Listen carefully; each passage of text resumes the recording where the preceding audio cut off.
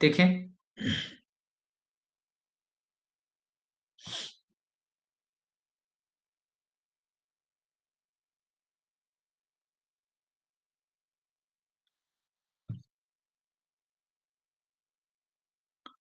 So we are discussing the type of the B lymphocytes, right? Okay. Yes, sir. So as I discussed as Hana in last class, B lymphocyte are of two types, है ना? B lymphocytes कितने type के होते हैं? They are of two types. Clear? Hmm? Yes, sir. कुछ बच्चों ने question भी पूछा था मुझसे, मैंने कहा था मैं तो जैसे मैंने बताया था आपको कि plasma cells and Memory cells. memory cells. Okay. So there is two different, but like B lymphocyte have two types. Some B lymphocyte किसमें differentiate हो जाएंगे? Some B lymphocyte differentiated. Memory cell and some in plasma cell. Yes. Okay. Like some differentiate in plasma cell and which actually form antibodies. Okay. Clear? Yes, sir. तो है ना B lymphocyte differentiate हो जाती है किसमें plasma cell में जो actually क्या प्रोड्यूस करेगी एंटीबॉडीज समझ गए आप और Yes. बी लिम्फोसाइट जो है B lymphocyte like B lymphocyte once encounter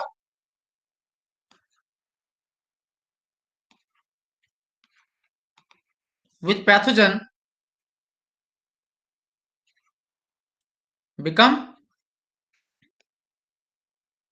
some B lymphocyte है ना some B lymphocyte when encounter with the pathogen become memory cell नहीं समझे आप Yes, sir. हेलो तो कुछ बी लिम्फोसाइट जो है देखना ध्यान से कुछ बी लिम्फोसाइट जो है when they encounter with the है ना pathogen they become memory cell अब जब वो वही पैथोजन सेकंड टाइम आएगा तो वो बी लिम्फोसाइट जो है जो पहले उससे इनकाउंटर कर चुकी है वो अगेन एक्टिव हो जाएंगी और किसे स्टिमुलेट करेंगी प्लाज्मा सेल्स को for the formation of antibody नहीं समझे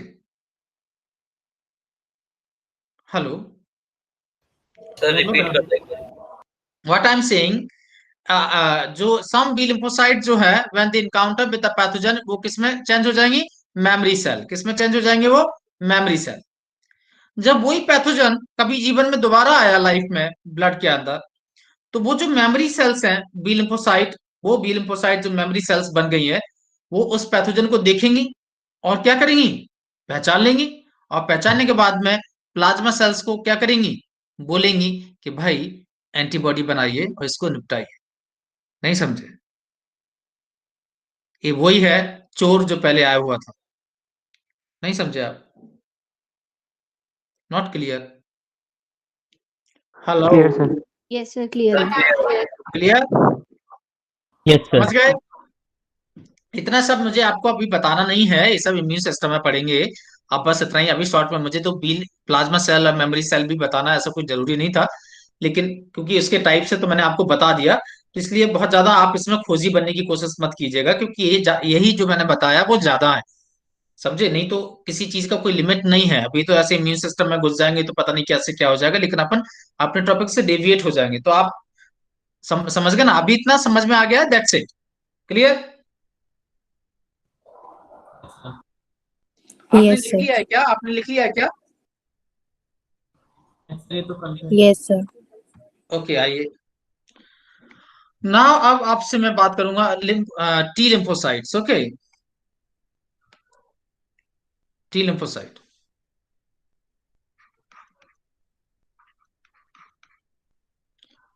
हो just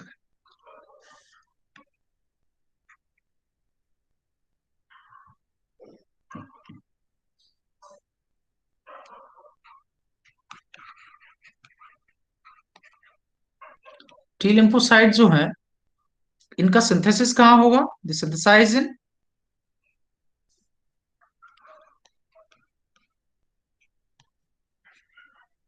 in bone marrow, but get matured in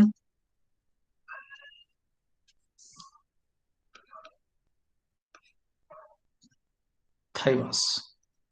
Thymus. That's why they named as a T lymphocyte. तो यहाँ पे T means thymus ही है. B यानी bone marrow तो नहीं था, but T is a thymus. Okay, fine. Yes, sir. So this is the T lymphocyte. Okay. So यहाँ पर आप देखें T lymphocyte के भी टाइप्स होते हैं, क्या बताऊं मैं आपको? हाँ, यस सर। देखो मैं आप सब नाम लिख लीजिए, ज्यादा जानने की कोशिश मत कीजिएगा, नहीं वो बहुत ज्यादा हो जाएगा। मैं नाम बता रहा हूं आपको सारे, जैसे कि T helper cell. Okay, and next है आपका, एक minute, T helper cell, then T killer cells ऐसे है, मैं पहले लिख लूं।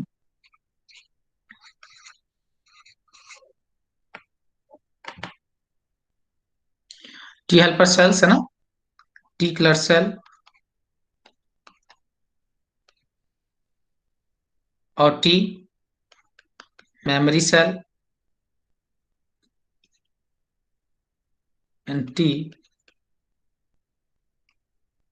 suppressor cell. Okay, so there's two types of the T lymphocyte: T helper cell, T killer cell, T memory cell और T suppressor cell. Okay, clear? Sir memory cell इसमें भी है और sir memory cell B lymphocyte में भी थी। हाँ, तो मेमोरी तो दोनों दोनों ही सेल्स की मेमोरी होगी ना। ये अलग टाइप की इम्यूनिटी प्रोवाइड करती है, वो अलग टाइप की इम्यूनिटी प्रोवाइड करती है, तो दोनों की मेमोरी होगी ना। दोनों जब पैथोजन से इनकाउंटर करते हैं तो दे बिकम मेमोरी सेल। नहीं समझे?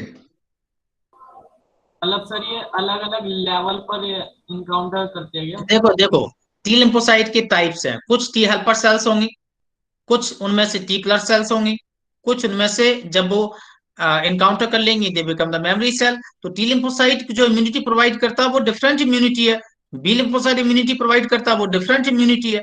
अलग अलग तरह की डिजीज, अलग अलग तरह के इन्फेक्शन के, ये जनरली जो टी लिम्फोसाइट काम करता है वो ऑर्गन ट्रांसप्लांटेशन के लिए काम करता है, रिजेक्शन वगैरह में काम करता है ये। समझे मेरी बात? Yes sir. और वो जो है बी लिम्फोसाइट वो जनरली वायरस बैक्टीरिया उन सब के अगेंस्ट इम्यूनिटी प्रोवाइड करता है। तो इम्यूनिटी अलग अलग टाइप की होती है, टी लिम्फोसाइट अलग है, बी लिम्फोसाइट अलग है। तो टी लिम्फोसाइट की भी अपनी मेमोरी सेल होगी। समझे क्या? Yes sir. क्लियर? अब यहाँ पे भी टाइप्स आपने लिख लिए, बाकी इसमें इनमें डिटेल जाने की जरूरत नहीं है, क्योंकि ये सब डिटेल में तो बहुत ज्यादा आपको चीजें मिलेगी। ठीक है? हम्म, Yes, sir. ओके। तो ये हमने बात की आपसे डब्ल्यूबीसी की, आपको समझ में आई क्या? क्यों बेटा? Yes, sir. चलिए, आइए आपसे एक बात हम करेंगे, देखें। डब्ल्यूबीसी के रिस्पेक्ट में ये है डायापेडिसिस, जानते हो? हम्म, सुना है आपने कभी डायापेडिसिस? हम्म, आप लोग तो बोलते ही नहीं है। No sir. कभी नहीं? No sir. No sir. Okay, no problem. आइए देखें डायापेडिसिस एक मूवमेंट। देखिए, जो डब्ल्यूबीसी होती है, ऐसा समझिए ब्लड कैपिलरी है, ब्लड कैपिलरी है ना, these are the blood capillaries. और इन ब्लड कैपिलरीज के अंदर क्या है, क्या फ्लो कर रहा है? ब्लड है। इन ब्लड कैपिलरीज में याद रखें छोटे छोटे से पोर्स होते हैं, ठीक है ना, जैसे हमने उस डिफ्यूजन मेम्ब्रेन में पढ़ा था ना, डिफ्यूजन मेम्ब्रेन में है ना, रेस्पिरेशन में। तो इन ब्लड कैपिलरीज में छोटे छोटे क्या होते हैं? छेद। आई बात समझ में? Yes sir. जो डब्ल्यूबीसी होती है वो इन छेद से होकर कहाँ कहाँ चली जाती हैं? Eight the site of injury. Infection, injury जो भी है। नहीं समझे? द साइट ऑफ इन्फेक्शन, यानी द मूवमेंट इज अ कैसा मूवमेंट है? स्क्वीज। स्क्वीज मतलब समझते हो? स्क्वीज, स्क्वीजिंग, स्क्वीज करना, नहीं समझे? जैसे अपन पेस्ट निकालते हैं, squeezing, squeezing. Hello, Yes, sir. है ना? तो movement of the WBC from the capillary to reach at the site of infection, to reach at the site of infection, that is called diapedesis. क्या कहते हैं इसे? diapedesis। नहीं समझे? Sir okay, Yeah. Yes, sir. नहीं समझ में आया? सर आ गया। कोई बात नहीं, जिसको नहीं आया हम बताएंगे, क्यों परेशान होते हैं आप? देखिए सुनिए, ब्लड कैपिलरीज जो होती है ना, आपको मालूम है जो डब्ल्यूबीसी होते हैं, डब्ल्यूबीसी में कैसे मूवमेंट होते हैं? अमीबॉइड, अमीबॉइड, है ना? कैसे मूवमेंट होते हैं? अमीबॉइड। एक मिनट, अब थोड़ा मैं वीडियो ऑन कर रहा हूं, आप देखें मुझे। देखिए, लुक हियर।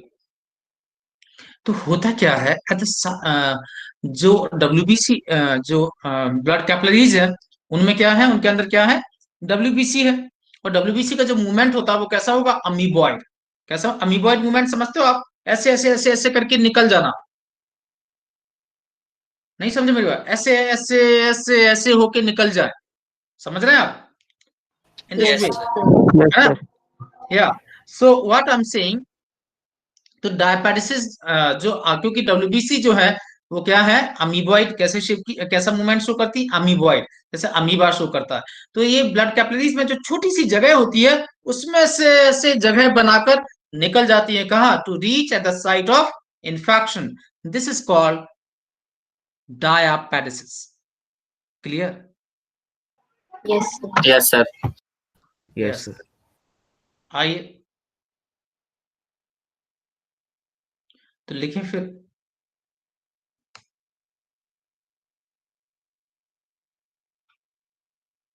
लिखें,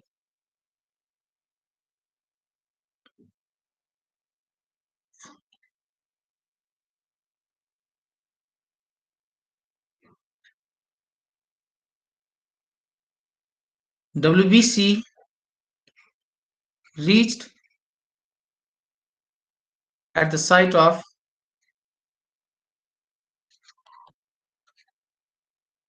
infection, site of infection through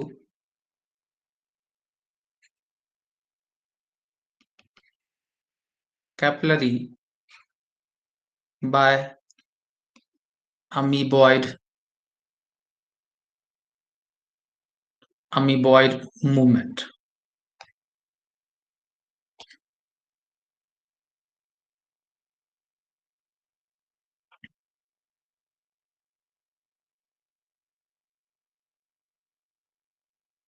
from capillary लिखना है यहाँ पर, है ना? ये थोड़ा सा यहाँ पर ठीक करना।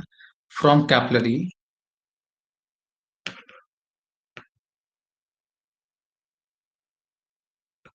From capillary, okay. Yes. WBC reached at the site of infection from capillary by amoeboid movement. तो this is called diapedesis. Clear हुआ? Yes, sir. चले, तो यहाँ पे हमने कंप्लीट किया WBC। आपको आई होप कोई परेशानी नहीं होनी चाहिए। बोले? Yes sir. तो आगे चलें क्या हम? Yes, sir. Yes, sir. Okay, next हम आपसे बात करेंगे ब्लड प्लेटलेट्स। किसकी बात करेंगे आपसे? Blood platelets. काफी इंपॉर्टेंट चीज है ये, काफी क्वेश्चंस भी आते हैं यहाँ से।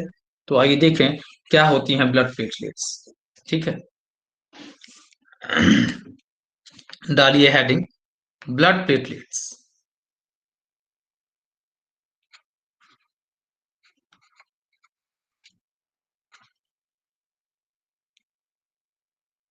है ना? तो ब्लड प्लेटलेट्स को हम और क्या कहते हैं?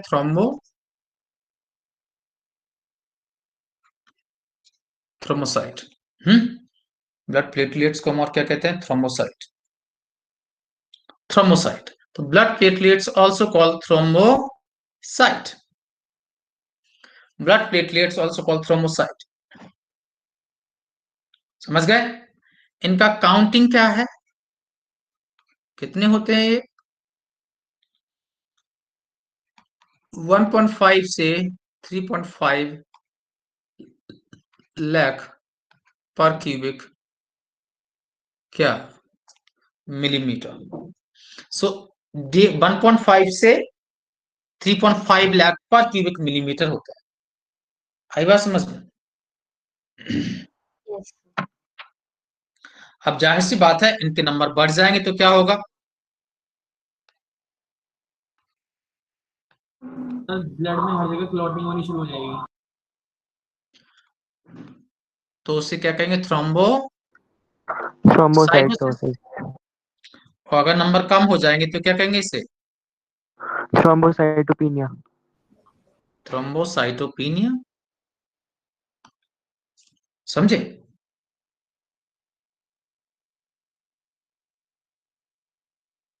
अगर इनका नंबर 40,000 पर क्यूबिक मिलीमीटर से कम हो जाए तो क्रिटिकल काउंट जो है, क्रिटिकल काउंट इनका कितना है? 40,000, मतलब इससे कम नहीं होना चाहिए। इससे कम होगा तो क्या होगा? इफ प्लेटलेट्स क्या हो जाए? लेस देन, है ना, become less than critical count, तो क्या हो जाएगा? सर डिजीज होगी। ब्लीडिंग शुरू हो जाएगी। अगर कहीं भी इंजरी होती है तो वो जल्दी से हील नहीं होगी और जब ब्लड लॉस हो जाएगा। तो एक डिजीज होगी परप्यूरा, तो एक डिजीज होगी परप्यूरा जिसमें क्या होंगे? रेड स्पॉट जो है, रैसेज आपको अपीयर होंगे क्या? बॉडी पर, है ना? परप्यूरा इन विच रेड स्पॉट, है ना, और रैसेज appears on skin। समझे? This is called purpura disease, है ना? तो platelet less than the critical count है। क्रिटिकल काउंट इनका कितना होता है? 40,000 पर cubic millimetre. This is the critical count. अगर इससे कम हो जाएगा तो हम बीमारी को क्या कहेंगे? परप्यूरा। आई बात समझ में? एंड रेड स्पॉट और rashes appear on the skin, इसमें रेड स्पॉट और रैशेज क्या होंगे? स्किन पर अपीयर होंगे। Clear? Yes sir. Yes, sir sir. ऐसा होगा क्यों? हाँ बच्चों, सर ऐसा होगा क्यों? अब बेटा ये तो बीमारी है, कोई बीमारी हो जाए, न्यूट्रिशन की कमी हो जाए तो होगा। जैसे डेंगी है, डेंगी में प्लेटलेट्स कम हो जाते हैं, कोई बीमारी हो जाए तो होगा। नहीं सर, ये बॉडी पर जो रेड स्पॉट और रैशेस है ये हाँ क्यों हो रही है? तो हाँ, इसीलिए ना, क्योंकि ब्लड जो है जो क्लॉटिंग, प्रॉपर क्लॉटिंग होती है, तो अभी क्या होगा कि इतना ज्यादा जो कैपिलरीज इतनी फ्रिजाइल हो जाएंगी, इतनी हल्की हो जाएंगी कि वो अपने आप रप्चर होने लगेंगी, और वहां पे आपको ब्लड की थोड़ी सी ड्रॉप्स वो हो जाएंगी। इस कारण से आपको रेड कलर के रैसेज आपको नजर आएंगे। तो कैपिलरीज बिल्कुल क्या हो जाएंगी? क्या? वो क्योंकि कैपिलरीज के बीच जाएगी में, का मतलब काफी फ्रेजाइल हो जाएगी, उसमें से ब्लड निकलना शुरू कर देगा और हाँ उससे हाँ, हो जाएगा। बिल्कुल बिल्कुल बिल्कुल। ओके सर, समझ में आ गया। सर वैसे मैंने ऐसा देखा है पर 20,000 से नीचे देखा था। 20,000 से नीचे देखा देखा था, तो क्या उसको कुछ प्रॉब्लम हो रही थी? सर सर यही चीज देखी थी मैंने, ब्लड निकलने लग गया था, मतलब ऐसा कुछ कुछ भी सर, जैसे ग्लूकोज वगैरह। हाँ हाँ, तो वो तो आप, हाँ आप देखोगे उसके रेड रेड करके कहीं कहीं स्पॉट पड़े होंगे, किसी किसी थाइस पे, कहीं इधर पे, ऐसे आपको दिखेगा। ऐसा नहीं है हर जगह दिखे, कुछ कुछ जगह पे आपको दिखेगा। और ये काफी खतरनाक कंडीशन होती है प्लेटलेट्स जो है ना गिरना, क्योंकि प्लेटलेट्स का आपको ज्यादा कुछ कर नहीं सकते, उनके ज्यादा नंबर अम्मा नहीं बढ़ा सकते आप कहो जैसे आरबीसी जितनी जल्दी बढ़ जाती है, डब्ल्यूबीसी बढ़ जाती है, ऐसे प्लेटलेट को नहीं बढ़ा सकते। आपको फिर वो बाहर से लेके देनी ही पड़ेगी। समझ रहे हो आप? तो एक, यस सर। हाँ, काफी मुश्किल होता है प्लेटलेट्स को वो सर करना। हाँ सर प्लेटलेट की कम होने से कैपिलरी कमजोर पड़ने लगती है। हाँ, बिल्कुल रिजाइल हो जाती है, बिल्कुल। अच्छा सर। कैपिलरी फ्रेजाइल टेस्ट हो जाती है प्लेटलेट्स की सर डिक्रीज मतलब देखो अगर होता कोई क्या सॉल्व है, जो प्लेटलेट्स होती है ना वो कैपिलरीज के बगल बगल में वो क्या बनाती है, क्लॉटिंग टाइप का बनाती है, एक वॉल को स्ट्रेंथ प्रोवाइड करती है जब क्लॉटिंग होती है। अब वो क्या है, क्लॉटिंग कुछ प्रोसेस ही नहीं हो रही है, तो सिर्फ कैपिलरी की अकेली वॉल है। नहीं तो क्या होता है, उस पर चिपक के जो आपकी जो प्लेटलेट्स है वो उससे अटैच हो जा होकर और उसको स्ट्रेंथ प्रोवाइड करती है, किसको, कैपिलरीज को। नहीं समझे आप मेरी बात? समझ गया सर। यस सर हम्म। समझ गया। चले आगे। Yes, sir. Yes sir. So ये जो Yes, sir. सेल्स आइए देखें जरा है ना, इनका साइज की अगर मैं बात करूं तो ये are the smallest blood elements है ना, 2 to 3 क्या है, माइक्रोन इनका क्या साइज है ना। और लाइफ स्पेन इनका कितना हो सकता है, लाइफ स्पेन इनका कितना हो सकता है, 2 to 4 days, 2 to 4 days है ना। तो smallest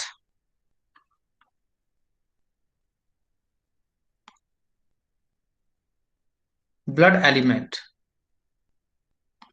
actually these are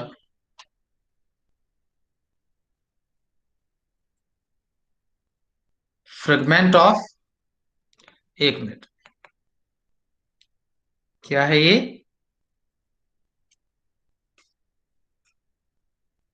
fragment of sales. अच्छा मैं क्या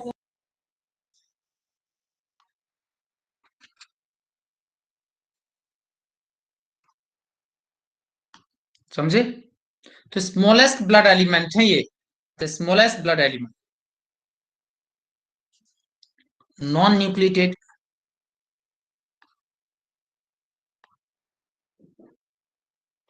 derived from, ई है ये, derived from किससे बने होते हैं ये बहुत इंपॉर्टेंट बात है।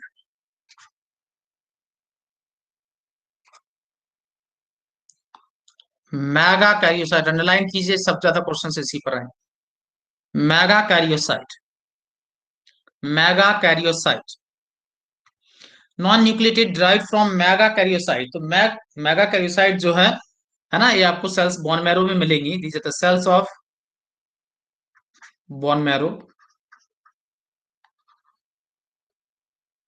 तो वही क्या बनाती है, मैगा कैरियोसाइट क्या बनाती है, platelets. They are the mother cells of the blood platelets. हम कह सकते हैं कि मेगा कैरियोसाइट क्या है, these are the mother cell of, platelet mother cell of blood platelets.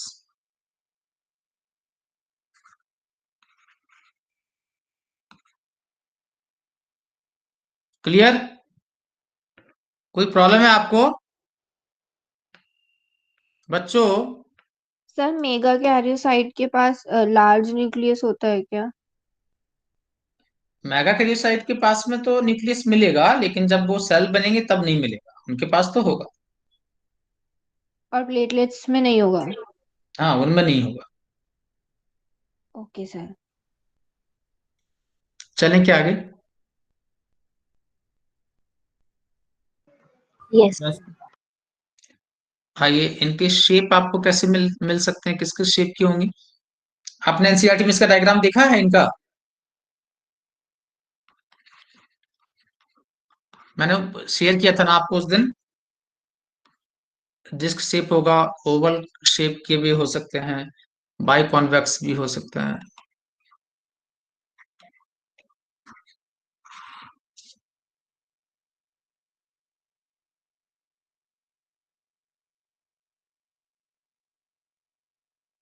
Clear हुआ?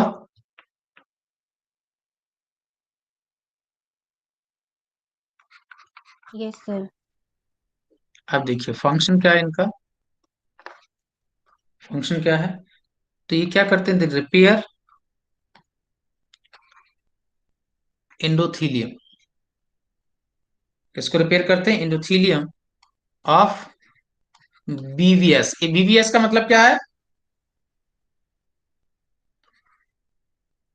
बोलो? Blood vascular system. यस,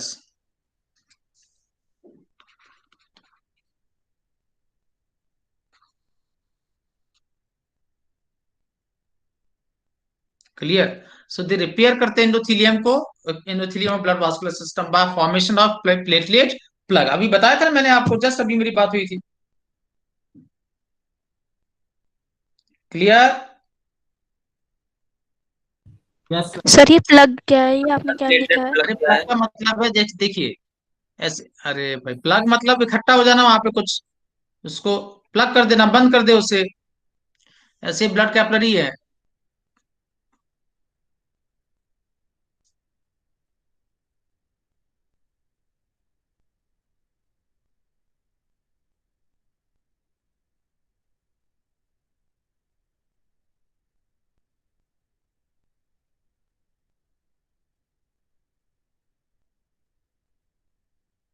समझे?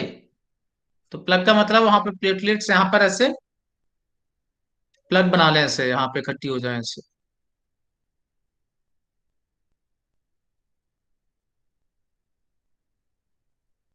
नहीं समझे? हेलो, हेलो बच्चों। Yes, sir. यस सर, समझ गए। Yes yes sir. सर। हम्म, सिंथेसाइज है ना, सिंथेसाइज थ्रोम्बोप्लास्टिन, ये थ्रोम्बोप्लास्टिन बनाते हैं।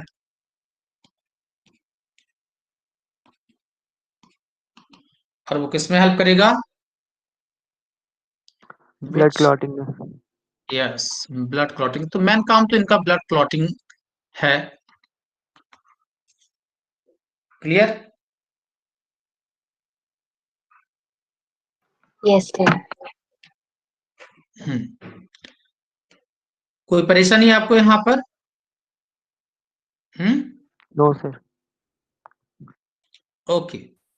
आइए, तो ये हुई आपकी प्लेटलेट से हम बात करेंगे अब ब्लड क्लॉटिंग। तो हेडिंग डालिए ब्लड क्लॉटिंग। ओके, आइए। अरे जो आपने लिखा थ्रोम्बोप्लास्टिन, फिर से बता दो। ए थ्रोम्बोप्लास्टिन को सिंथेसाइज करता है, जो हेल्प करेगा ब्लड क्लॉटिंग में। अब कैसे करेगा ये सब आएगा, अभी ब्लड क्लॉटिंग पढ़ेंगे हम लोग। Okay sir. ओके,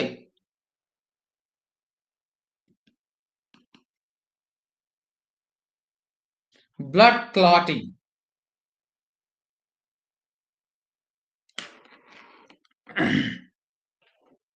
क्या हम चलें?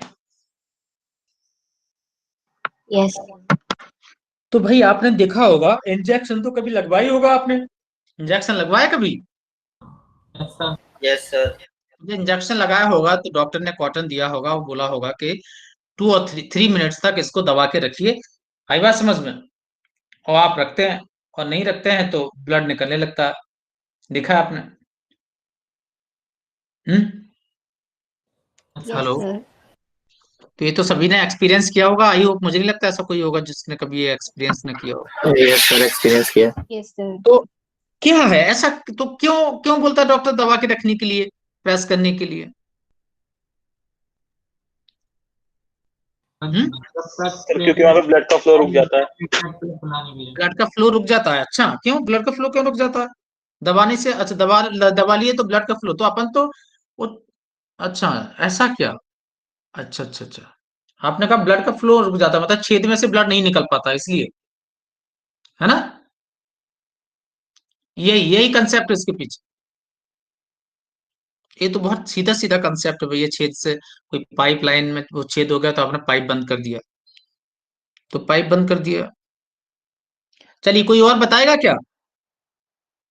सर हम्म, जब तक ना प्लेटलेट्स को टाइम मिल जाता है प्लेटलेट प्लग बनाने के लिए, और बाकी सारे भी जो ब्लड क्लोटिंग फैक्टर से जब तक वो अपना काम तो मतलब कर देते हैं मतलब।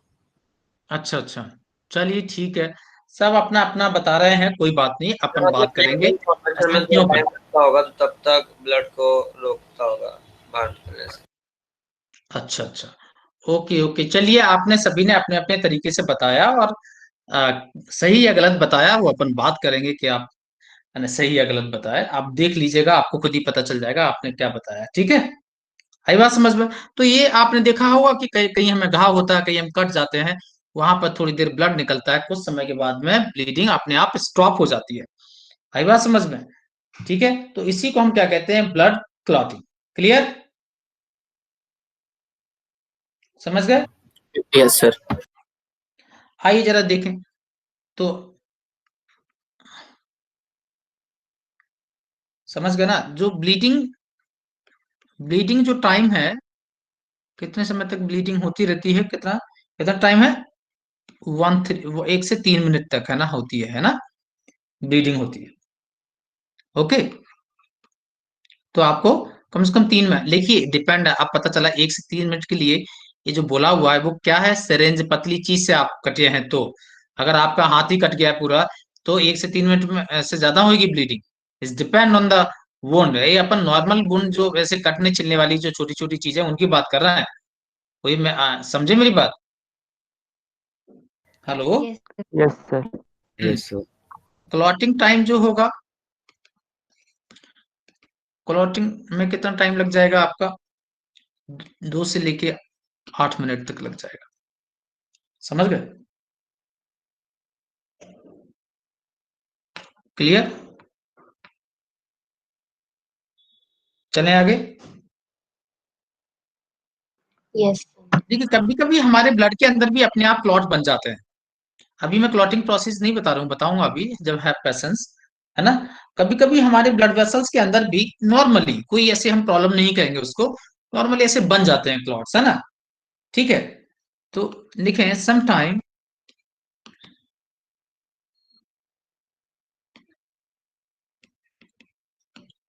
Clots are form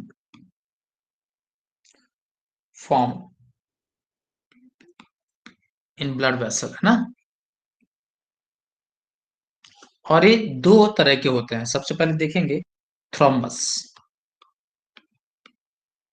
thrombus thrombus clot क्या होता है? It is a static clot, कहीं एक जगह है, नॉन मूवेबल क्लॉट। आई बात समझ में?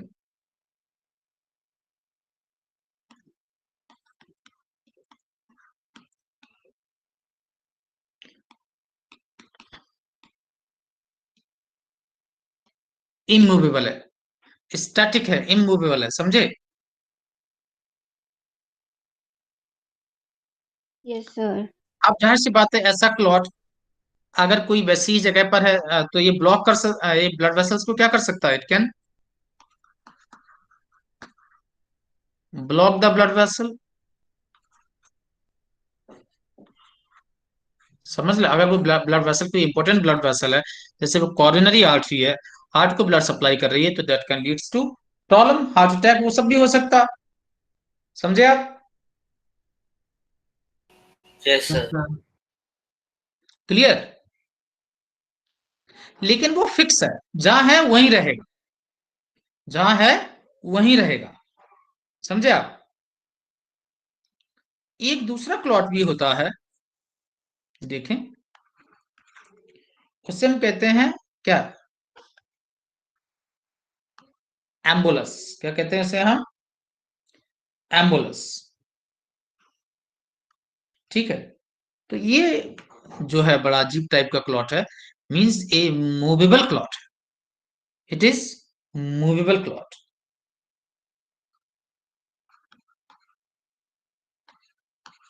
अब मूवेबल क्लॉट ज्यादा खतरनाक इसलिए होता है क्योंकि ये मूव कर रहा है, ये कहीं पर भी जाके जो है ये प्रॉब्लम क्रिएट कर सकता है। समझे मेरी बात? मूवेबल है, तो movable clot is more harmful than static clot. Sir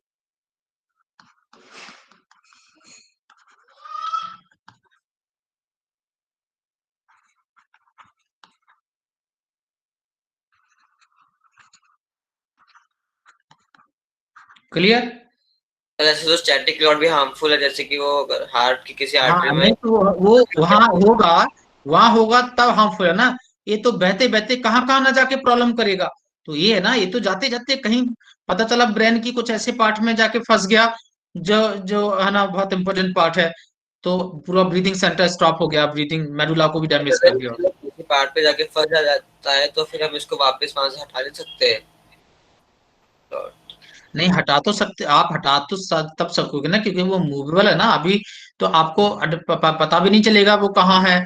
समझे? उसके लिए आपको वो अपनी जगह चेंज कर रहा है।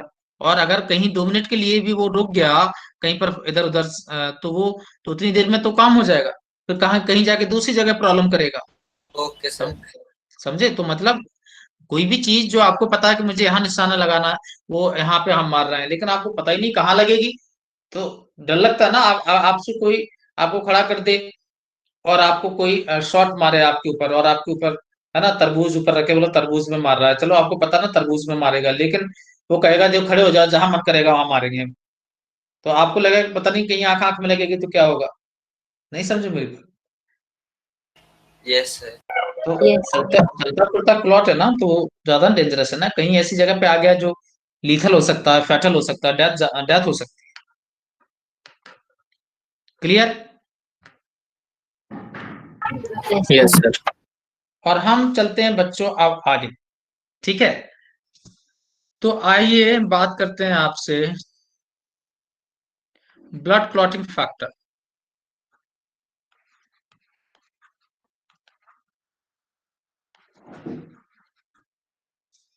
Blood clotting factor,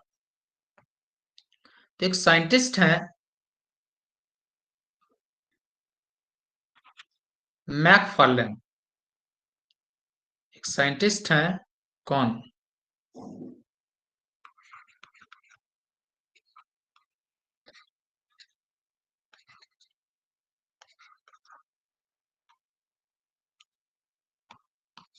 Thirteen factor are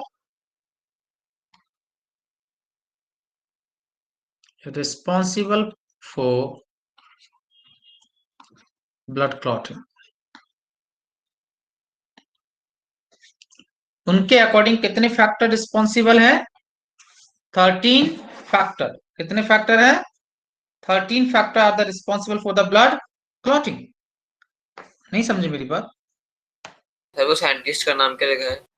Mac MC McFarlane, FERLANE। नहीं समझ रहे क्या? नहीं सर, आ गया समझ। मैकफर्लेन हाइपोथेसिस कहते हैं इसे। According to McFarlane, 13 factors are responsible for the blood clotting. Okay. Yes sir. Yes, sir. जिसमें से 6 नंबर का जो है, 6 नंबर का क्लॉटिंग फैक्टर जो है वो रिजेक्टेड हो गया बाद में। 6 नंबर क्या हो गया? रिजेक्टेड। इसको रिजेक्ट कर दिया गया कि भाई इसका कोई काम नहीं, बाकी सबका कोई थोड़ा बहुत काम है, बाकी इसका कोई काम नहीं। Okay. Okay, yes. sir. Yes sir. And all the clotting factor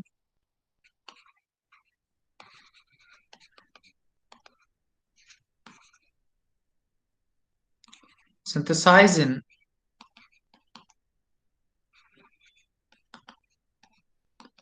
liver except calcium.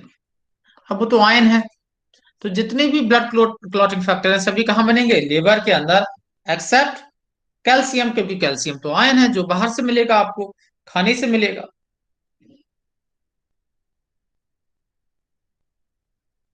समझे बच्चों? हाँ, लो बेटा। सर यस मतलब सर। कैल्शियम यस भी एक सर। तरह का क्लॉटिंग फैक्टर ही है। हाँ,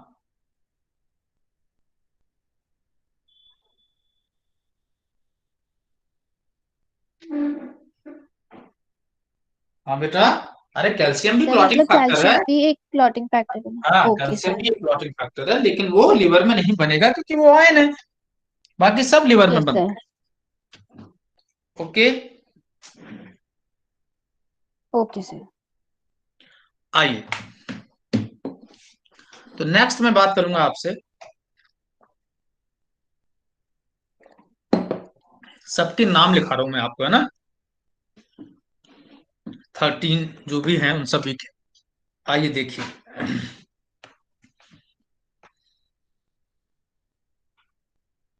रोमन में लिखते हैं ना।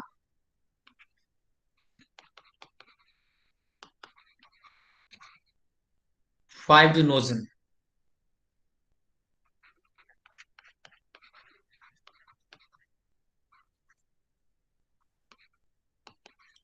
प्रोथ्रोम्बिन, थ्रोम्बोप्लास्टिन,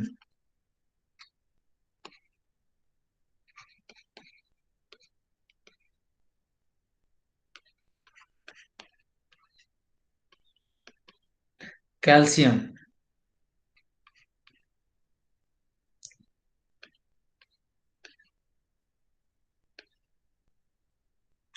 प्रोएसेलेरिन,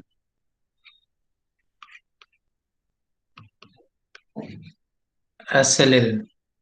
ये क्या हो गया, इसे रिजेक्ट किया है ना, ये रिजेक्टेड है। उसके बाद आता seventh, seventh is proconvertin, seventh is proconvertin. Then आता एट, AHG, एट को हम क्या कहते हैं, एंटी हीमोफिलिक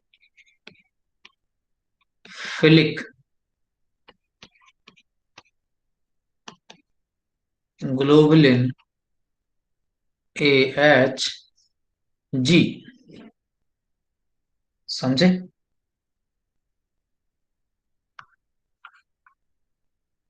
फिर आता है नाइन्थ, क्रिसमस फैक्टर कहते हैं इसको, है ना, और इसे क्या कहते हैं, प्लाज्मा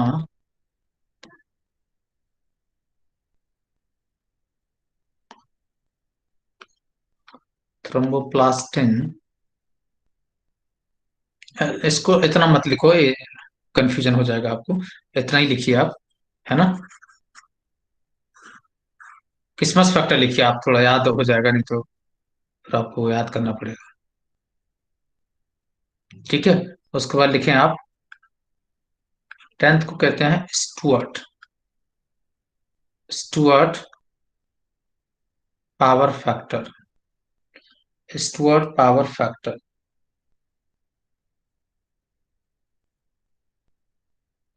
है ना, स्टुअर्ट पावर फैक्टर। फिर आइए, अब आता है आपका 11th, 11th का नाम क्या है, PTA, है ना, PTA। इसको कहते हैं plasma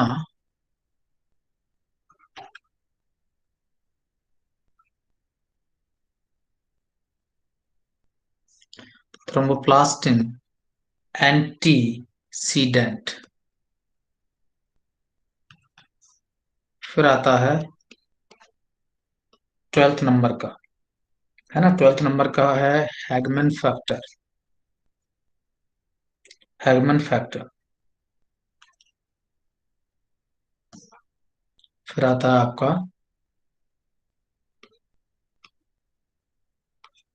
13 factor, this is FSF।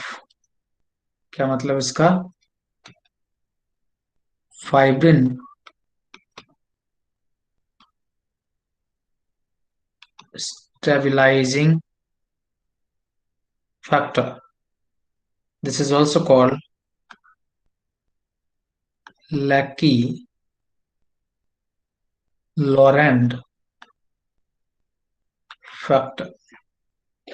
तो ये आपके सामने लिख दिए हैं मैंने सारे 13 क्लॉटिंग फैक्टर।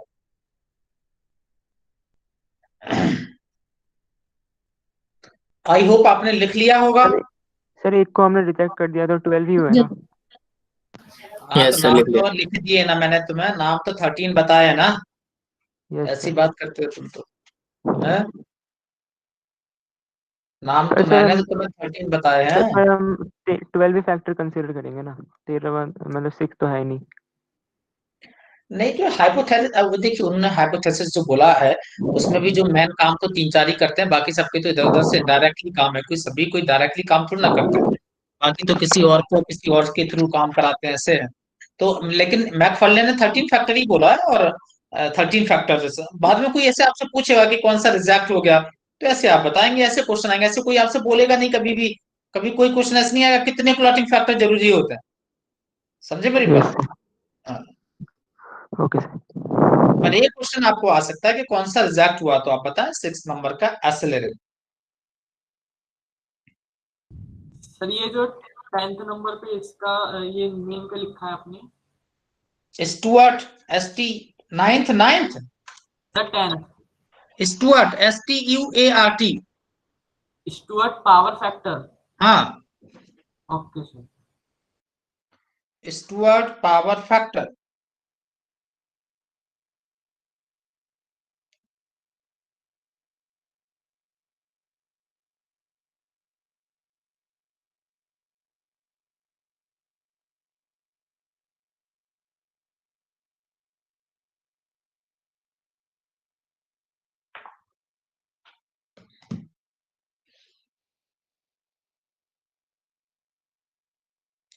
लिख पाए बेटा? Yes sir. Yes sir. तो भाई ये जो है मैं हमेशा मेरा ये काम रहता है, ब्लड क्लॉटिंग फैक्टर मैं जब भी लिखाता हूँ मैं आपसे एक को याद भी कराता हूँ बच्चों को उसी समय। तो आपको इसी समय से याद भी करना पड़ेगा और मुझे सुनाना पड़ेगा, मैं पूछूंगा और अपना कैमरा ऑन करके सुनाना पड़ेगा, समझे? कैमरा ऑन करके भले ही मत सुनाओ, अगर कर सकते तो करिए, नहीं कर सकते तो मत कीजिए, लेकिन सुनाना सबको पड़ेगा, मतलब जिससे मैं पूछूंगा उसको। तो याद हो गया आपको? सर इसकी कोई ट्रिक नहीं है? इसकी देखिए इसकी जो ट्रिक है वो इतनी खराब है कि उस ट्रिक को भी याद करने में आपका दिमाग खराब हो जाएगा, और अच्छी ट्रिक नहीं है इसकी। तो आप ऐसे ही याद कर लोगे तो ज्यादा अच्छा रहेगा आपको। ठीक है सर। ठीक है, आप एक बार ध्यान याद करके देखो, फिर बताता हूँ मैं। कोशिश करो, अच्छी से ईमानदारी से कोशिश करो। हाँ, एनसीईआरटी में गिवन है क्या? क्या? सर व्हाट ये इज कि given? 13। Not given, not given. अच्छा। हम्म।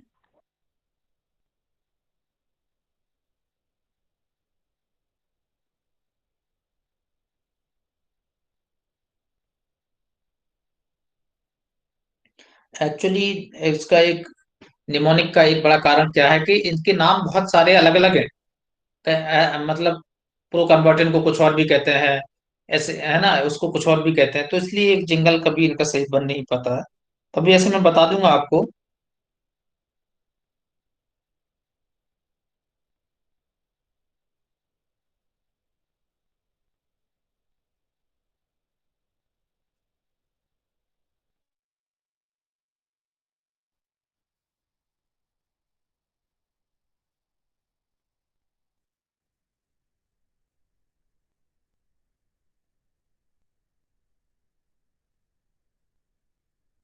हुआ क्या?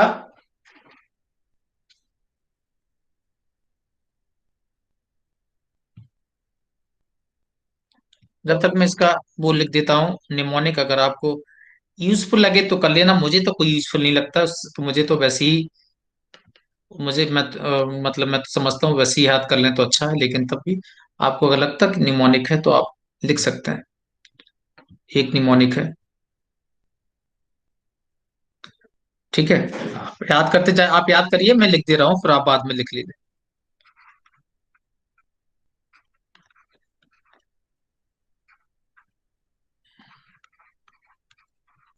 फर्स्ट सेकंड वाला ही है ना?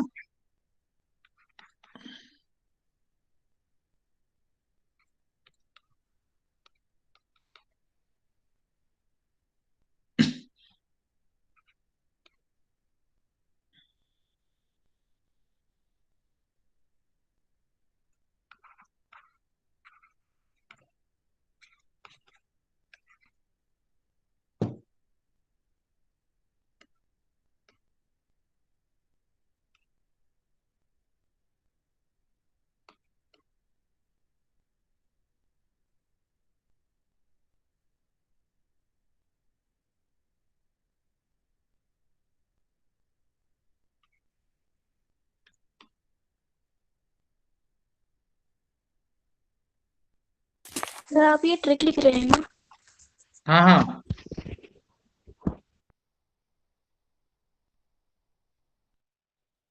हुआ क्या? एक मिनट। आप याद करिए, आप इस पे मत ध्यान लगाइए अपना, आप इसको लर्न कीजिए।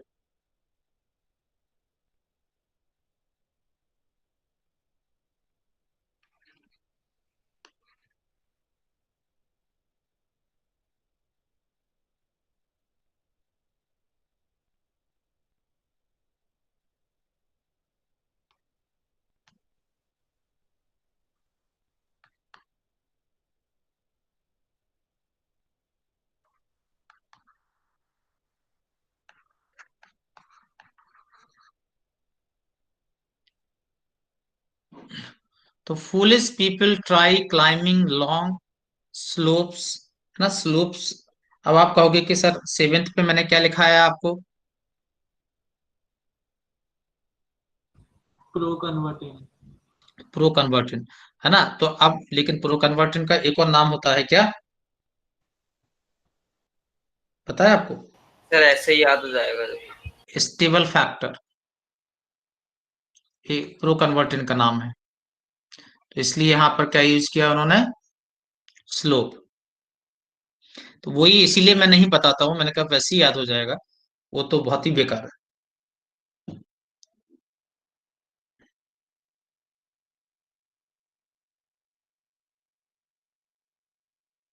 और फिफ्थ को लेवाइल फैक्टर भी कहते हैं, लॉन्ग जो लिखा है ना, तो फिफ्थ वन जो है दैट इज लेवाइल फैक्टर कहते हैं इसलिए।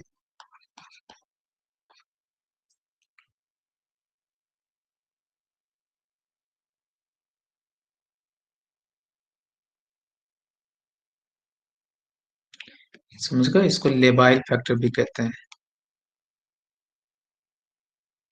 से स्टेबल भी कहते हैं।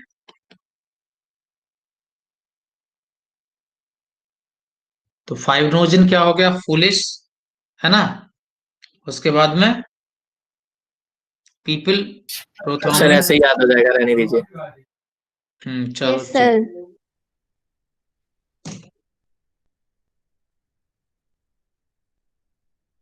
हुआ क्या?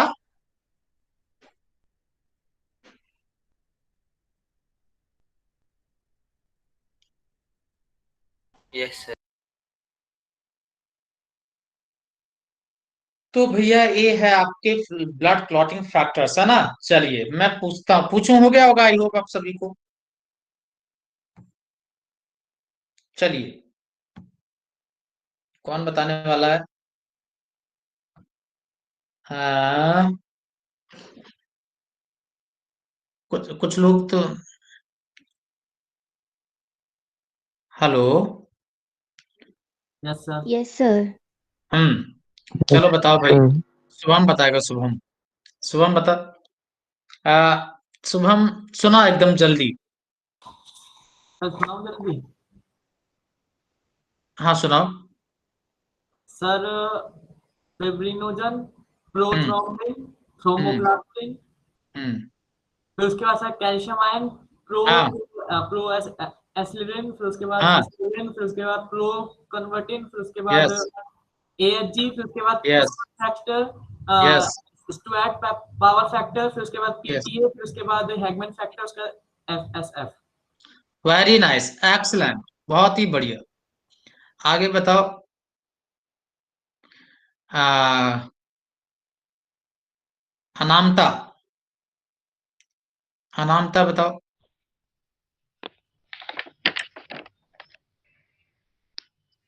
Sir fibrinogen, prothrombin, thromboplastin, calcium ion, proaccelerin, accelerin, proconvertin and AHG और Christmas factor, Stuart power factor. Stuart little.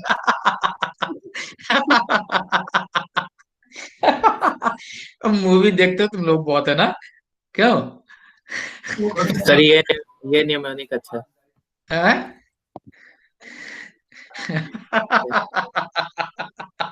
Stuart little, सही है। ओके ओके, आगे बोलो। सर पीटीए, हैगमैन फैक्टर और एफएसएफ। हाँ हो गया? अनामता हो सर गया? हो गया सर हो गया ओके। हर्षिता, हर्षिता प्रसाद। Yes, sir.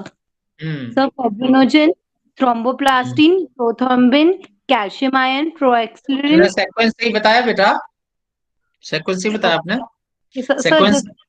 सर 1 मिनट में एक बारी रिकॉल कर लूं सर, जस्ट अ मिनट। आज कोई नहीं, आराम से कीजिए, कोई प्रॉब्लम नहीं। ओके, नेक्स्ट बताएं। Krishna, yes sir. बोलिए Ishwar. Sir fibrinogen, prothrombin, thromboplastin, calcium ion, proaccelerin, accelerin, proconvertin, anti anti AHG, anti haemophilic globulin. Yes sir. Sir फिर Christmas factor, Stuart power factor, उसके बाद आता है सर पीटीए, हैगमन, उसके बाद हैगमन फैक्टर, उसके बाद आता है FSF. Yes, very good, excellent, very nice. Sir I am done. Yes sir. Sir fibrinogen, बिल्कुल, definitely, yes yes, start. sir fibrinogen, prothrombin, thromboplastin, calcium ion, proaxilin, acelerin, proconvertin, and AHG, Christmas factor, Stewart power factor, PTA, Hagman factor, and FSF. Very good, excellent, very nice. Now अब कौन सुनाएगा? और कोई सुनाना चाहता है अपनी इच्छा से? कई लोगों के दिल धड़क रहे होंगे ना, my heart is beating beating beating, है, मेरा नंबर ना आ जाए, मेरा नंबर ना आ जाए। लेकिन तुम लोगों को बड़ा अच्छा है, अभी ऑनलाइन हो, कैमरा बंद करके अपने क्या कर रहे हो, कौन देख रहा है? क्यों? सर ऐसी बात नहीं है। अच्छा, ऐसी बात नहीं है। बड़े ईमानदार बच्चे हैं, है ना, बहुत ही ऑनेस्ट एकदम। Yes sir. सर इतना टाइम अरे, लिया तो याद कर ही लेंगे। तो सही बाद में बात है। भी याद करना ही है तो अभी कर लेते हैं। इसीलिए दैट्स व्हाई एक्चुअली क्या होता है, मैं ऐसी कुछ चीजें होती हैं जो याद नहीं होती हैं। कई बार क्या होता है, जैसे ब्लड क्लॉटिंग फैक्टर्स हैं, तो ये बच्चे याद करने में हमेशा आलस करते हैं। उनको लगता है अरे बाप रे, क्या क्या नाम है, वो ये एच जी ऐसे करके वो देख के डर जाते हैं। तो इसलिए मैं क्या करता हूँ कि ये आप यकीन मानिए, किसी भी चीज को याद करना बहुत आसान, बहुत ही आसान। मतलब मैंने ये खुद, क्योंकि जब मैं भी कभी ना कभी स्टूडेंट रहा ही होऊंगा, और आज भी मैं स्टूडेंट ही हूँ। अब मैं पढ़ाता हूँ, डजंट मीन कि मैं पढ़ता नहीं कभी। तो कुछ चीजों को देखकर लंबा लंबा ऐसा लगता है कि कभी याद नहीं होगा, लेकिन when we start doing, when we start learning, वो बहुत जल्दी याद हो जाता है। लेकिन आपको मूड बनाना पड़ेगा, नहीं मुझे याद करना, उसी दिन याद हो जाएगा। आप जब तक मूड नहीं बनाओगे, जब तक डरते रहोगे, उसको अवॉइड करते रहोगे, वो जब तक याद नहीं होगा। जिस दिन आप सोच लो कि मुझे याद करना है, आपको उसी क्षण याद हो जाएगा, उसी टाइम पे आपको याद हो। तो बच्चे क्या होता है कि डरते रहते हैं उस देख के, अरे बाप रे, इतना सब, अरे रे, हमसे नहीं होने वाला है, अरे ये तो कैसा नाम है, अरे सर वैसा नाम है, ऐसे तमाम बातें करते हैं। लेकिन बट अगर आपको करना है, आप इमीडिएटली आप उसको याद कर लेंगे। 5 से 10 मिनट का टाइम से ज्यादा नहीं लगेगा आपको याद करने में। बस आप चाहें कि मुझे याद करना है, इफ यू वांट के I have to learn, is no problem, है ना, hardly 5 to 10 minutes you can learn these like blood clotting factors. So इसीलिए मैं कुछ ऐसी जो चीजें हैं जो याद नहीं होती है, मैं यहीं पे याद कराता हूँ, कि जिससे आपको परेशानी ना हो। Rohan, you raise your hand. Hello Rohan, do you raise your hand? Okay, चलें आगे हम लोग यस सर। बच्चों। Yes, sir. Yes sir. Yes, sir. Okay, fine, चलते हैं। हम अब बात करेंगे आपसे, और मैं बताऊंगा आपको क्लॉटिंग, अब क्लॉटिंग की मैकेनिज्म की हम बात करेंगे। ठीक है, तो हमने क्लॉटिंग फैक्टर, तो इसलिए ये हम प्रेफर नहीं करते हैं, ये जो निमोनिक है इनका, आई डोंट प्रेफर, बिकॉज ऐसे ही याद हो जाता है निमोनिक। हम, मेरा तो जीवन में हमेशा यही उद्देश्य है, मैं बहुत ही कम वही निमोनिक में देता हूँ जिनको सच में जरूरत पड़ती है, जैसे अमाइनो एसिड में जरूरत पड़ती है। बाकी मैं बहुत कम कोशिश करता हूँ कि निमोनिक ना दो, डायरेक्टली आपको याद हो। ठीक है, चलें हम लोग। Yes, sir. Yes sir. Fine, आइए जरा स्टार्ट करते हैं स्टुअर्ट लिटिल, है ना अनामता? सर वो गलती से हो गया था मतलब एकदम को स्टुअर्ट लिटिल दिमाग में आ गया वो स्टुअर्ट पावर स्टार्ट से। तो इतना इतना देखा है कि जवान पे चढ़ा हुआ है ना, इतनी देखी है वो मूवी कि जवान पे चढ़ी हुई है बिल्कुल, है ना। सही बात है ना। आ जाओ, चलो कोई नहीं, है ना। तो हम देखते हैं, आइए। तो अब आप देखें जरा क्लॉटिंग को थोड़ा आप समझे, मैं आपको थोड़ा वीडियो से समझाऊं, एक बार अपन समझ ले फिर देखें, बड़ा इंटरेस्टिंग है ब्लड क्लॉटिंग। आप कभी, पता नहीं आप गांव में कभी रहे या नहीं रहे हैं, कभी गांव में गए या नहीं गए।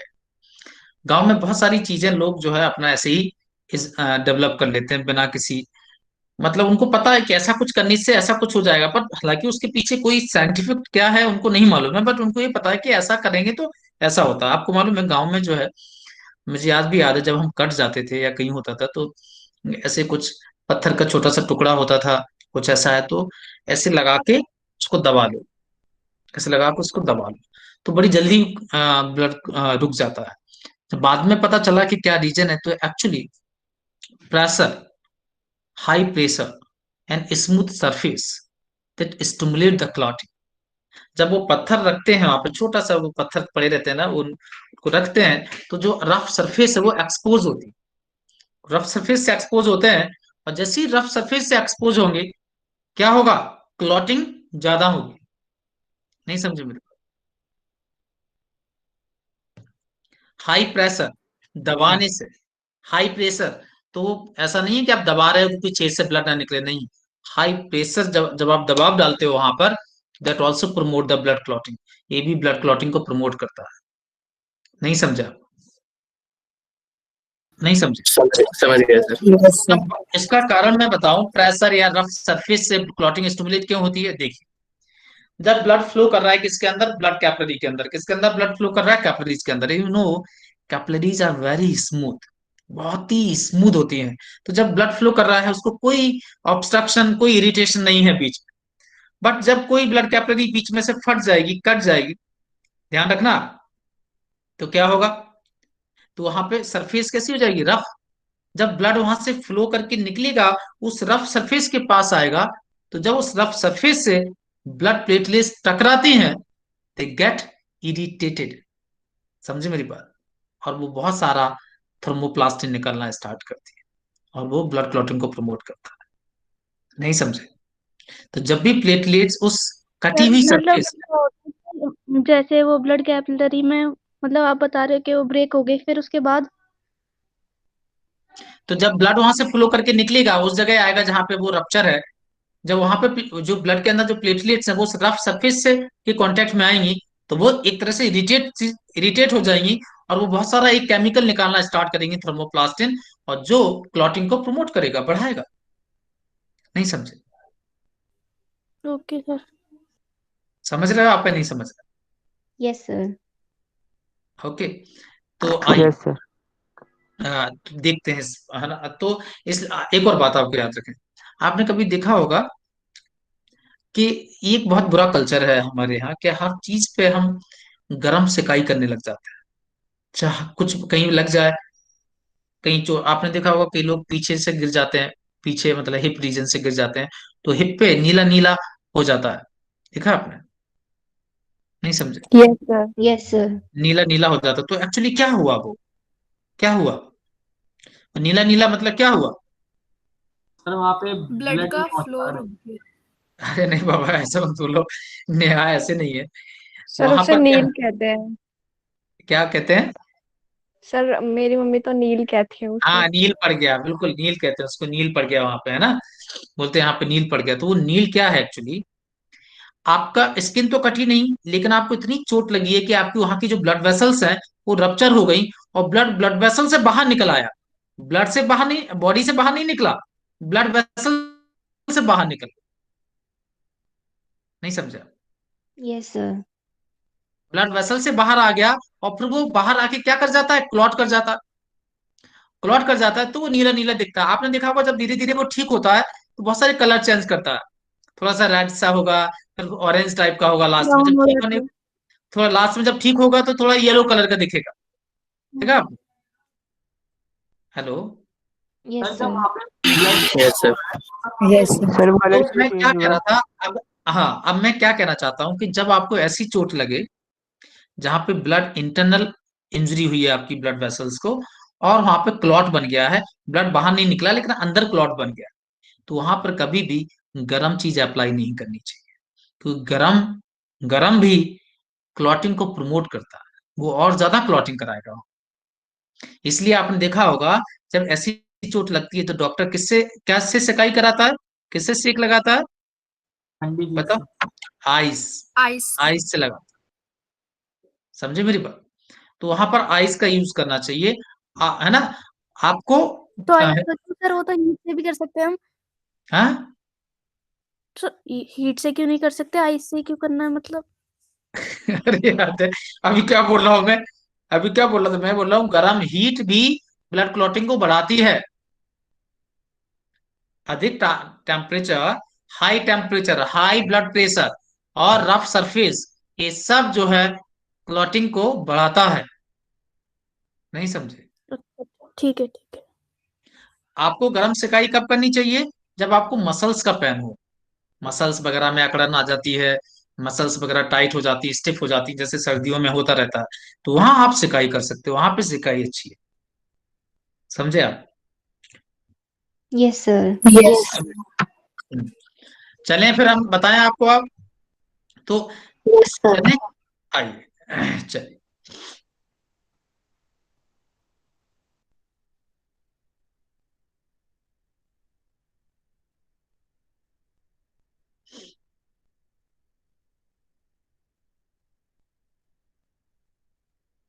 तो हम आपको बता रहे हैं ब्लड क्लॉटिंग की मैकेनिज्म। आइए जरा देखें।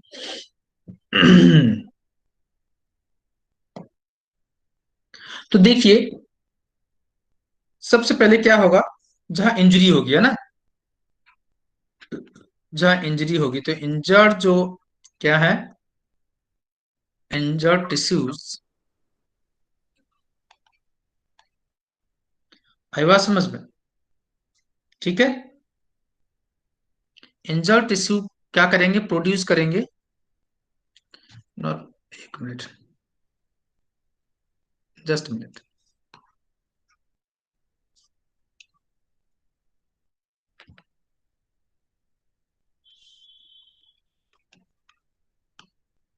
इन जैसे है ना, जैसे जहां पर टिश्यूज जो है, जहां पर इंजरी होगी तो टिश्यूज क्या निकालते हैं, टिश्यूज विल प्रोड्यूस क्या, एक्सो थ्रोम्बोप्लास्टिन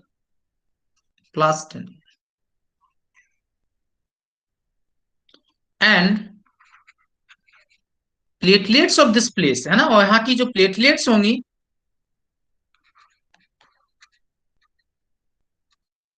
है ना, इंजर्ड जो प्लेटलेट्स होंगी, इंजर्ड प्लेटलेट्स क्या प्रोड्यूस करेंगी,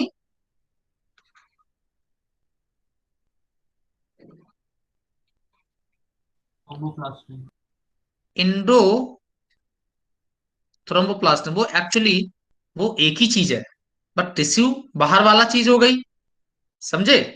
जैसे ब्लड कैपिलरीज वगैरह जो है वो क्या प्रोड्यूस करेंगी, एक्सोथ्रोम्बोप्लास्टिन, और जो प्लेटलेट्स है वो क्या प्रोड्यूस करेगी, इंडो, इंडो मतलब अंदर वाला, अंदर से एंडोथ्रोम्बोप्लास्टिन, और टिश्यूज से एक्सोथ्रोम्बोप्लास्टिन। नहीं समझे? यस सर, समझ गए। तो इंजर्ड टिश्यू प्रोड्यूस करेंगे exothromboplastin and the platelets will produce endothromboplastin. Clear? चलूं मैं आगे? Yes sir. ओके, नाउ अब क्या होगा, ये जो थ्रोम्बोप्लास्टिन है दोनों ही, ये जो थ्रोम्बोप्लास्टिन है,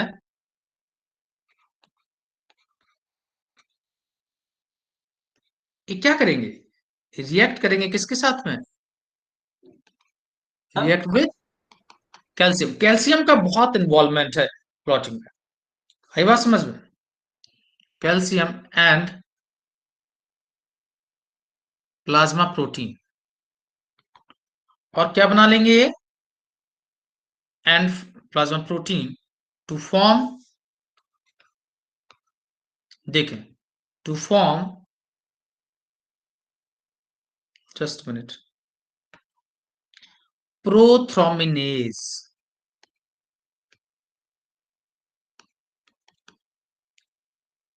है ना, enzyme, also called thrombokinase, और क्या कहते हैं इसे, थ्रोम्बिकाइनेज। आई बात समझ में। और ये एंजाइम जो है ये क्या करेगा, बहुत इंपॉर्टेंट बात है यहाँ पे देखें, ये क्या करेगा, ये इनएक्टिव करता है किससे, ये इनएक्टिवेट करता है किससे,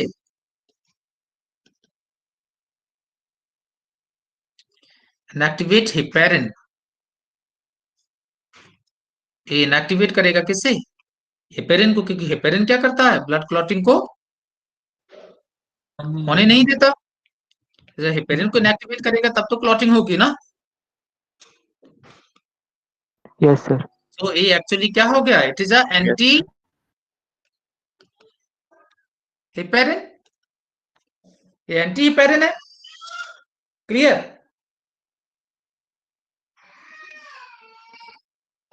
हेलो बच्चों,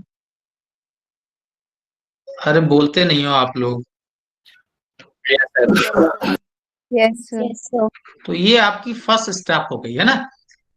तो अब हेपेरिन क्या हो गया, इनएक्टिवेट हो गया। ओके, अब आता सेकंड स्टेज। सेकंड स्टेज में क्या होगा, conversion of prothrombin into thrombin. तो conversion of prothrombin into thrombin, समझे। तो प्रोथ्रोम्बिन को हमें थ्रोम्बिन में कैसे कन्वर्ट करेंगे, तो इसको कौन काम करेगा, यही प्रोथ्रोम्बिनेज ही कन्वर्ट करेगा। तो देखें,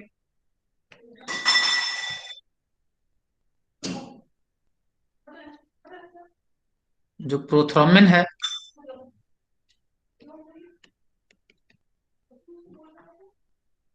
ठीक है, इस पे कौन काम करेगा, प्रोथ्रोम्बिनेज,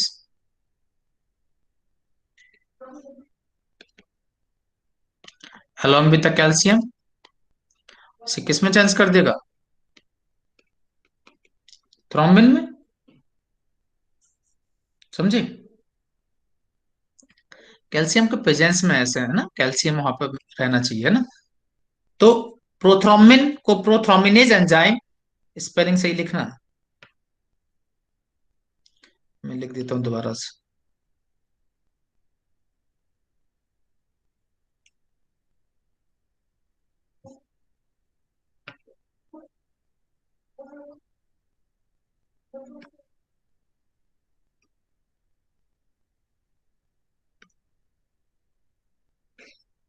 ओके, क्लियर हो गया। यस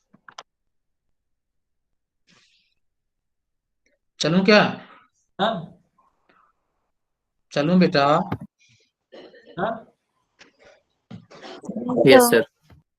अब देखिए, अब तीसरा स्टेप आता है आपका, conversion of, just minute,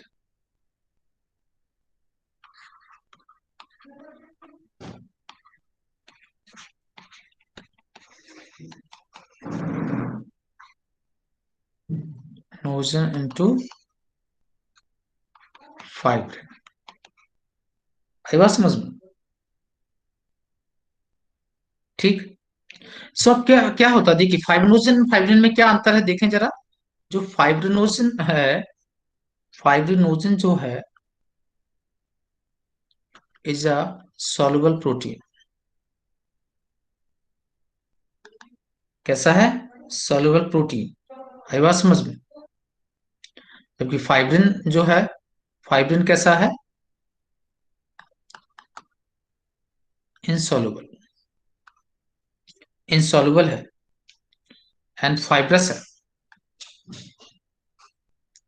fibrous बहुत सारे हैं। तो इनसॉल्युबल फाइब्रस फॉर्म है ये,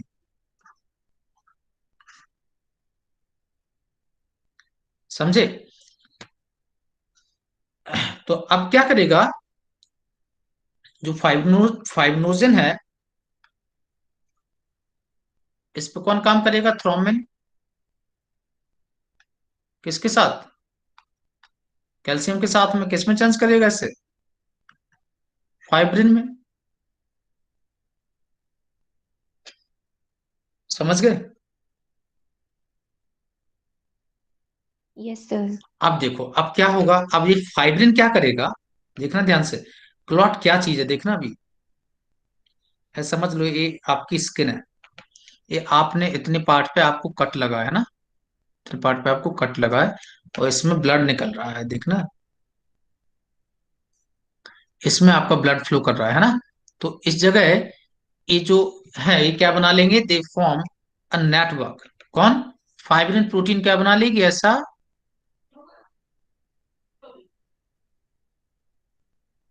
समझे? बाहर से ऐसा नेटवर्क बना लेगी। जब नेटवर्क बनाएगी तो जो अंदर से जो ब्लड निकल रहा है, तो जो आरबीसी वगैरह है वो इस जाल में क्या होंगी, फंस जाएंगी। Hello, Yes, sir. जाल में फंस जाएंगी, आई बात समझ में। और धीरे धीरे फंसते फंसते, जैसे आपने देखा होगा, आप टॉयलेट में आपने देखा होगा वो जो एक प्लेट लगी होती है ना, सीप छलनी वैसी लगी होती है ना पानी निकलने के लिए। Hello, Yes, sir. तो उसमें यस उसमें क्या सर। होता है, बाल इकट्ठे होते होते होते होते वो ब्लॉक हो जाती है और पानी रुकने लगता है उसमें। नहीं समझे मेरी बात? Yes sir. ऐसे ही जो अंदर से जो ब्लड निकल रहा है वो आरबीसी जो है धीरे धीरे उसमें फंस जाएंगी और क्या कर देंगी, ये जो जो जो जो जो जो जाल में जो छेद है उन छेद को बंद कर देंगी और रुक जाएगा, और इस तरह से ब्लीडिंग क्या हो जाएगी, रुक जाएगी। नहीं समझे आप मेरी बात? यस सर, समझ गए। इसी को हम ब्लड क्लॉट कहते हैं, सर इसी को हम कहते हैं ब्लड क्लॉट।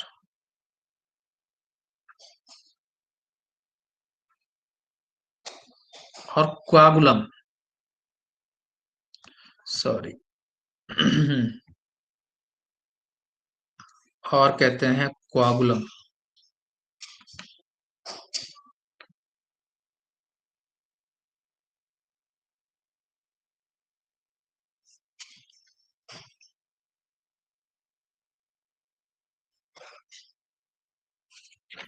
सर जब एक्सीडेंट होता है तो बहुत ज्यादा खून निकल जाता है वहां पर, क्यों नहीं होता ये, मतलब? अब बेटा देखो, घाव इतना गहरा है, वहां पे कहाँ फाइब्रिन आयोडीन जाल बनाएगी। अभी कोई बड़ा कट किया जाएगा, छोटे मोटे घाव के लिए ये। अब कोई ऐसा बड़ा आपका पूरा, समझ लो एक लैब कैसे कट जाए वो कट जाए, तो वहां पे कहाँ फाइब्रिन बनेगा बेटा, डिपेंड ना। वहाँ नहीं पे समझ, क्या बनता है? वहां कुछ नहीं बनेगा, ब्लड निकलता रहेगा, निपटेगा आदमी और कुछ नहीं बनेगा अगर हॉस्पिटल नहीं पहुंचेगा तो। जब इतनी ज्यादा ब्लड वेसल्स एक्सपोज हो जाएंगी तो वहां क्या होगा बेटा, वहां अगर समय पे डॉक्टर नहीं मिला तो मर जाएगा, और क्या होगा। आप देखो, जब इसलिए ओके कभी भी जो ऐसी बड़ी इंजरी होती है तो वहां तो आपको वहां ब्लड लॉस होके, ब्लड लॉस ही तो होता है लोगों का, जो एक्सीडेंट्स वगैरह होते हैं उनमें। Yes sir. तो इस तरीके से क्लॉट आपका बन गया। अब आप लोगों को कभी पिंपल्स हुए हैं? नहीं हुए अभी तो यस बच्चे। Sir.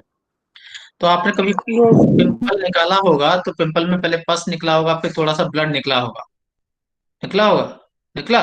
Yes sir. Yes. Yes और जब यस और सर। फिर आपने जब ब्लड निकाल दिया होगा, तो आपने देखा होगा वहां पे क्लॉट हो गया, लेकिन उसके पीछे से एक पतला पतला येलो कलर का फ्लूइड निकलता, पतला सा येलो कलर का फ्लूइड, यस देखा है? उसको कहते यस हैं सर। सीरम। नहीं समझे?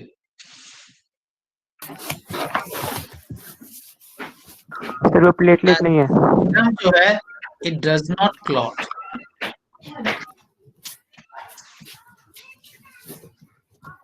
Because absence of fibrinogen. Sir अभी आपने क्या बताया, कब हेलो, निकलता है हाँ सीरम? हाँ, क्या? क्योंकि सीरम क्या चीज है, सीरम क्या चीज है, देखो, ध्यान दो इधर। मैं आगे चलूं कि आगे आगे मैं पेज आगे चेंज कर रहा हूँ, है ना? Yes serum sir. क्या है, देखिए, प्लाज्मा, प्लाज्मा से भी आप क्या कर दो, माइनस क्लॉटिंग प्रोटीन, तो बचा हुआ पार्ट क्या होता है, सीरम। भाई आपने क्या किया, ब्लड से अगर आपने क्या निकाल दिया, फॉर्म्ड एलिमेंट्स, तो इसे क्या कहते हैं हम? प्लाज्मा। प्लाज्मा। और प्लाज्मा से आपने अगर क्लॉटिंग प्रोटीन निकाल दिया तो बचा हुआ पार्ट क्या है? सीरम। सीरम। अब जब उसमें क्लॉटिंग प्रोटीन नहीं होगे तो क्लॉट क्या करेगा? सीरम। नहीं समझे?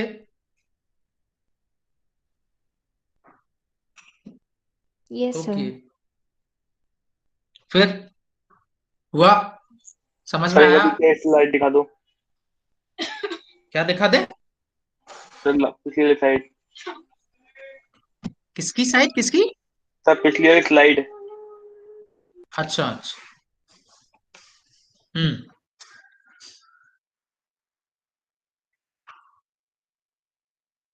सर। हाँ बेटा। Hello sir. सर ये जो सीरम है इसके अंदर बस केवल फिब्रिनोजन नहीं होता या फिर क्लॉटिंग सारे प्रोटीन के नहीं सारे मिलेंगे, प्रोटीन नहीं प्रोटीन्स तो होते? होंगे बट क्लॉटिंग जो जो प्रोटीन्स नहीं होंगे। पर क्योंकि मेन मेन चीज जो है वो फाइब्रिनोजन का काम है, इसलिए हमने वहां पे फाइब्रिनोजन लिखा, क्योंकि ऐसे क्वेश्चंस आपको ऐसे ही आएगा, तो इसलिए हमने फाइब्रिनोजन वहां पे लिख दिया। क्लॉटिंग प्रोटीन नहीं होंगे इसके अंदर, जो मेन क्लॉटिंग प्रोटीन है। सर पर सीरम हर बार निकलता है क्या? बस बस के के बाद बाद या नहीं निकलता, मतलब अगर ब्लड ब्लड के में बाद में जब भी क्लॉट मतलब होगा सीरम निकलेगा। सर पर अगर ब्लड में क्लॉटिंग फ्लूइड प्रोटीन हुआ तो फिर क्या? तो मतलब ब्लड में तो क्लॉटिंग प्रोटीन प्रेजेंट होता है ना, तो फिर सीरम कैसे निकलेगा? अरे मेरे आत्मा, नहीं समझे मेरी बात। बेटा देखिए, होता क्या है कि सीरम कोई अलग चीज नहीं है, सीरम ब्लड के अंदर ही है। सीरम ब्लड के अंदर है। तो कहने का मतलब है कि क्या होता है कि जैसे ब्लड ने जब वहां पे क्लॉट करेगा, जब ब्लड वहां क्लॉट करेगा, तो बाकी सारा जो जो प्रोटीन वगैरह पार्ट है वो तो क्लॉट का हिस्सा बन जाएगा, और थोड़ा सा पार्ट उसमें सीरम वाला होगा तो बाहर दिखेगा आपको, वो नहीं क्लॉट होगा, वो तो ब्लड का ही पार्ट है ना। ओके सर, ओके, समझ आ समझे? है, समझ में आया ना? गया। Yes sir.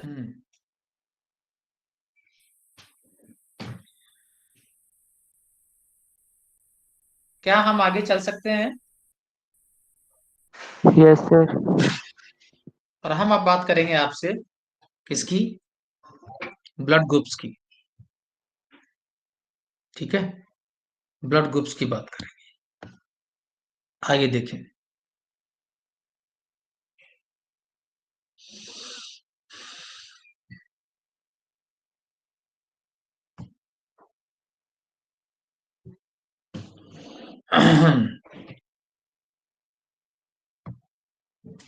तो ब्लड ग्रुप जो है,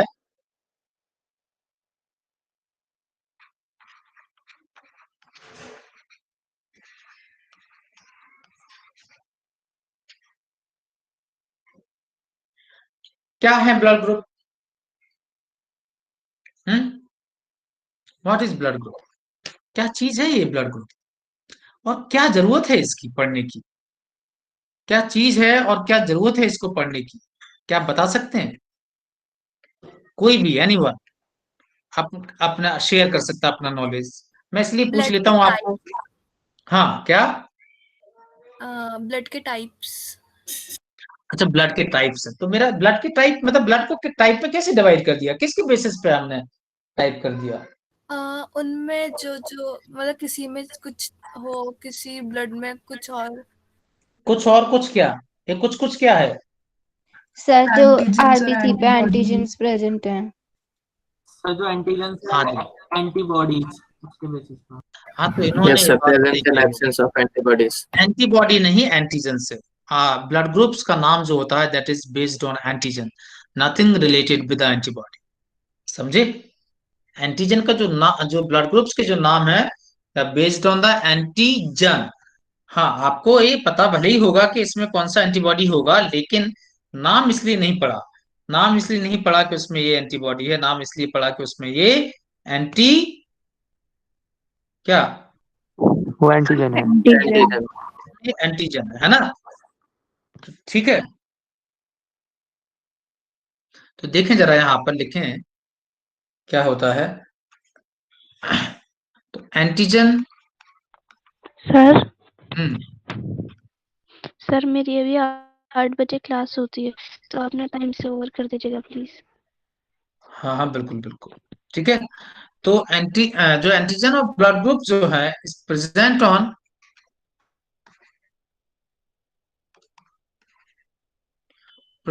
द surface of RBC, ठीक है, ऑल्सो कॉल्ड एग्लूटिनोजन। सब समझ में आएगा आपको, पेशेंस, शांत रहिए, सब समझ में आएगा। तो एंटीजन है ना, जैसे कि आरबीसी है, एक आरबीसी है, तो इनकी सरफेस पे आपको क्या मिलेगा, एंटीजन, है ना। जैसे अगर ए एंटीजन है इसकी सरफेस पर, से बहुत सारी है ना, एंटीजन और एंटीबॉडी में क्या फर्क है? हाँ, हेलो, क्या बोली बच्ची? सर एंटीजन और एंटीबॉडीज में क्या फर्क है? अरे तो पढ़ा के सुन तो लो बाबा, पता सर चलेगा एंटीजन ना। और अभी मैंने एंटीबॉडीज में क्या फर्क है? हाँ, समझ गए हम क्या फर्क है, अभी बताएंगे बेटा, है पेशेंस ना, आप पेशेंस तो रखो। आप पहले इतना समझो, आप फिर मैं बताता हूँ आपको, ठीक है। चलो ठीक है, बता ही देता हूँ मैं, अब तुम उसी में दिमाग लगाओगी। ठीक है, एंटीजन का मतलब है कोई कोई ऐसी चीज जो एंटीबॉडी फॉर्मेशन को स्टार्ट कर दे। एंटीबॉडी का मतलब क्या होता है, किसी को मान उसको उसको अगेंस्ट अटैक करने वाला। जैसे मेरे शरीर में कोई वायरस आया, तो वायरस क्या करेगा, एंटीबॉडी बनने को क्या करेगा, स्टिमुलेट करेगा, हमारे शरीर में एंटीबॉडी बन जाएंगी, तो उस वायरस को मार देंगी। समझ गए? हेलो, तो एंटीजन एक तरह से फॉरेन बॉडी होती है। Yes sir. तो एंटीजन एक तरह से फॉरेन बॉडी होती है, बट ये जो एंटीजन है, ये ये हमारे ब्लड में, मतलब ये एंटीबॉडी फॉर्मेशन को स्टार्ट तो कर देंगे, लेकिन ये नेचुरल एंटीजन है, जो हमने जीनोटाइप से मिली है, हमने जेनेटिकली इन्हें एक्वायर किया है। सो ये नेचुरल एंटीजन है।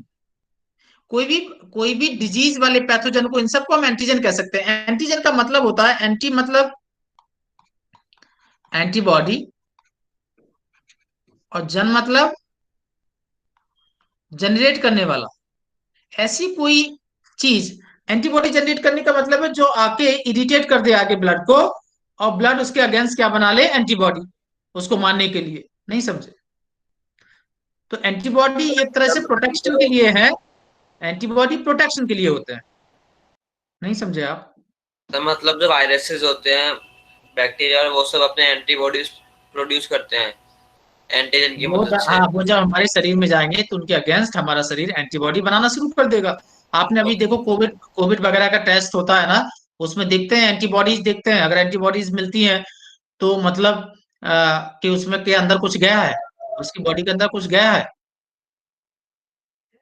नहीं समझे? Hello, yes sir. Hello yes बच्चों। सर। यस तो खैर, इसके ऊपर अपन और भी बात करेंगे नेक्स्ट क्लास में, इसको बहुत अच्छे से समझेंगे, और जो भी समस्या होंगी आपकी, जो भी प्रॉब्लम्स होंगी, उनको सॉल्व करेंगे। क्लियर? अभी आप बताइए, कोई और प्रॉब्लम किसी भी तरह की? हम्म हम्म कोई और प्रॉब्लम कुछ? No sir. सर आपने ना सर ओके, यहीं से कल अपन स्टार्ट करते हैं, बाकी है ना, इसको अपन एलोबरेट करेंगे और समझेंगे। Okay, and good night, take care, अच्छे से रहें, एंजॉय करें। Okay, good evening sir. Bye, good evening बच्चों। Good night sir.